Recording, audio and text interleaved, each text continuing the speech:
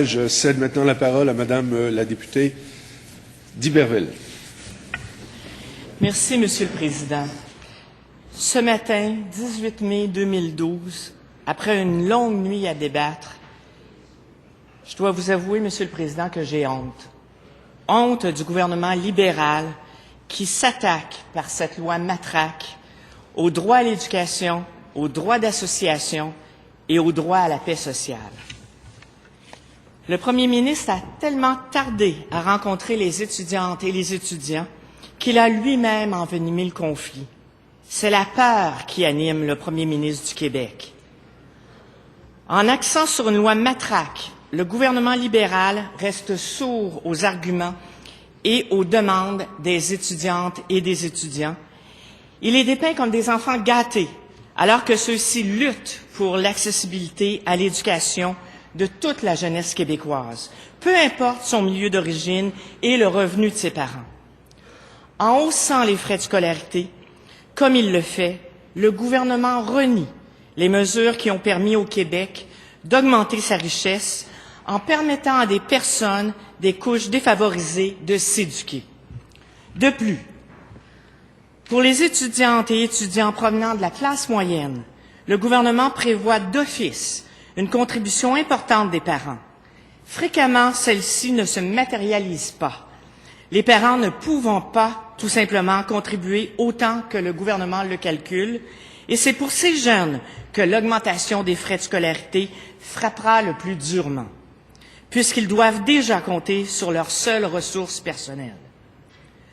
Le programme de prêt et bourse ne permet pas aux étudiants de subvenir adéquatement à leurs besoins, même lorsque ceux-ci gagnent le maximum de revenus autorisés par l'aide financière. En effet, on prévoit qu'ils sont capables de se nourrir avec seulement 7 $ par jour.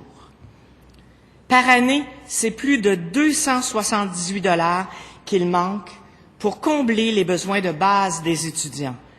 On ne parle pas ici de l'achat d'un iPad, mais d'avoir accès à de la nourriture, à un logement décent et aux études. Je tiens aussi à souligner, Monsieur le Président, que le gouvernement rend le retour aux études de parents monoparentaux très difficile. Ces derniers, n'ayant pas accès aux prêts et bourses lorsqu'ils quittent le marché du travail, devront faire face à des frais de scolarité élevés et ne seront aucunement soutenus par le gouvernement. Je vous le répète, Monsieur le Président, ce matin, 18 mai 2012, j'ai honte du gouvernement libéral qui s'attaque, par cette loi matraque, au droit à l'éducation, au droit d'association et au droit à la paix sociale.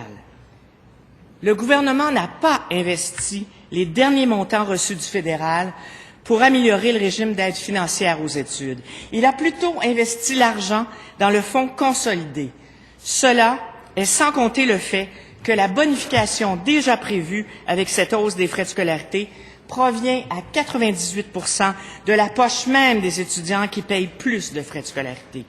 Une société plus éduquée, Monsieur le Président, est une société plus juste, mais aussi plus prospère. L'accès à l'éducation, c'est un droit, mais un droit qui est bafoué actuellement par le gouvernement, peu importe le vocabulaire qu'il utilise.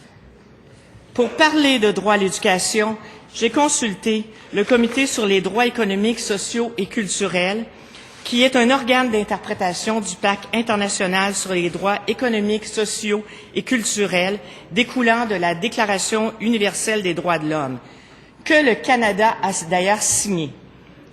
Ce comité indépendant constitue donc la référence en termes d'interprétation du droit à l'éducation. Voici ce qu'il dit, Monsieur le Président.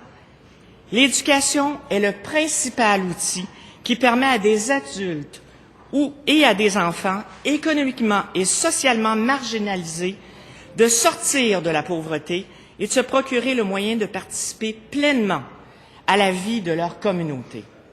L'éducation est de plus en plus considérée comme un des meilleurs investissements financiers que les États puissent réaliser. En plus de l'accessibilité physique, qui traite, entre autres, du fait que les écoles doivent être à distance raisonnable, il y a l'accessibilité économique. Accessibilité, donc, que l'éducation doit être économiquement à la portée de tous. Et d'ailleurs, il y a lieu de noter que le libellé est différent selon le niveau d'enseignement considéré. L'enseignement primaire doit être accessible gratuitement à tous, tandis que les États parties sont tenus d'instaurer progressivement la gratuité de l'enseignement secondaire et de l'enseignement supérieur. Et je vous rappelle, Monsieur le Président, que le Canada a signé cette entente. Donc, Monsieur le Président, ce matin, 18 mai 2012, j'ai honte du gouvernement libéral qui s'attaque par cette loi matraque au droit à l'éducation, au droit d'association et au droit à la paix sociale. Merci, Monsieur le Président. Merci à vous, Madame la députée d'Iberville.